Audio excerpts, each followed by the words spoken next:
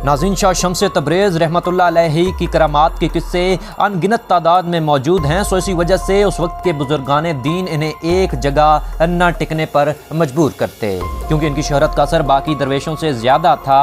शाह शम्स की बगदाद से मुल्तान हिजरत के पीछे बहुत दर्द भरा वाक़या है। जैसा कि शहर बगदाद अपनी दीनी और दुनियावी असर के एतबार से इल्म व हिकमत का गढ़ समझा जाता था, तो इन्हीं दिनों शाह शम्स भी बगदाद में मुकीम थे। वहाँ के बुजुर्गान दीन शाह शम्स की करामात से शदीद तंग थे, तो उन्होंने कुछ अराकीन सल्तनत के साथ मिलकर इन पर तशद्दुद किया और उन्हें मुल्क बदर कर दिया। जिसके बाद शाह शम्स ने मुल्तान हिंदुस्तान का रुख किया। जब वो बगदाद से निकाले गए तो वो लहू लुहान थे। इस मौके पर बादशाह का बेटा शहजादा मोहम्मद, जिसे शाह शम्स के साथ अकीदत थी, इस वाक़े के बाद शहजादा मोहम्मद ने अराकीन सल्तनत से मुखातिब होते हुए कहा कि जिस जगह शाह शम्स जैसे बाकमाल शख्स के साथ ये सलूक किया जाए वो जगह एक लानत कदा है और मैं इस जगह सांस लेना भी गुनाह समझता हूँ। जिसके बाद शहजादा मोहम्मद हज़रत शम्स के साथ बगदाद की हदूद से निकल गए। उन्होंने अपने रास्ते में हज़ारों लोगों को मुसलमान किया और आखिर दरवेशों के शहर मुल्तान पहुँच गए। मगर इस जगह भी उन्हें कोई इज्जत ना दी गई, उन्हें अपनाया ना गया और उनके खिलाफ साजिशें बुनी जाती रही।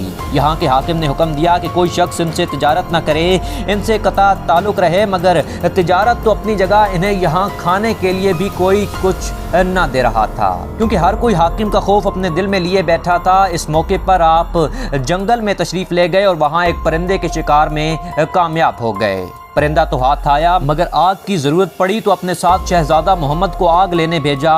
पूरे शहर ने आग देने से मना किया, यहाँ तक कि शहजादा मोहम्मद को मारा पीटा, जिससे उसके चेहरे पर निशानात भर आए। जब शहजादा वापस आया तो हज़रत शम्स ने पूछा कि तुम तो आग लेने गए थे, ये निशानात कैसे? शहजादे ने वाक़े की तफसील बताई, जिस पर हज़रत शम्स जलाल में आ गए और रोशनी की तरफ मुतवज्जा होते हुए सूरज से कहा कि तू भी शम्स, मैं भी शम्स, मेरे इस गोश्त के टुकड़े को भून डाल। नाज़रीन, लिखारी लिखते हैं कि मुल्तान में सूरज ने अपनी तपश तेज़ की, इतनी तेज़ कि गोश्त का टुकड़ा तो भून गया, मगर वहाँ के लोग नहरों में छलांगे लगाने लगे। नहरों का पानी भी उबलने लगा और तमाम शहर आग की भट्टी बन गया। इस वाक़े के बाद कुछ लोग आपके पास आए और कहने लगे कि कुछ सफ़ाक लोगों के जुर्म की सज़ा तमाम नादानों को मत दें, पर हज़रत शाह शम्स ने शहजादे के चेहरे की तरफ इशारा करते हुए कहा कि तुम जानते हो ये बगदाद का शहजादा है, मेरी खातिर दरबदर की ठोकरें खा रहा है और तुम ऐसे सफाक लोग की आग जैसी बेकीमत चीज़ भी न दे सके। जल्द ये शहर आबलों की तरह हो जाएगा।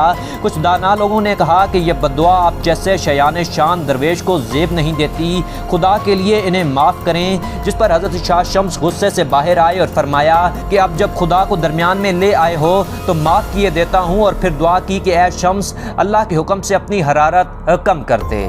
जिस पर सूरज की गर्मी काबिल बर्दाश्त हुई। इस वाक़े के बारे में मुख्तलिफ लोगों की मुख्तलिफ राय है, लेकिन मुल्तान के लोग आज भी मुल्तान की गर्मी का राज यही वाक़या बताते हैं। शाह शम्स तबरेज़ और मौलाना रूमी की मुलाकात के बारे में जानने के लिए स्क्रीन पर क्लिक करें और वीडियो पसंद आई तो हक ज़रूर अदा कर दीजिए। अल्लाह हाफ़िज़।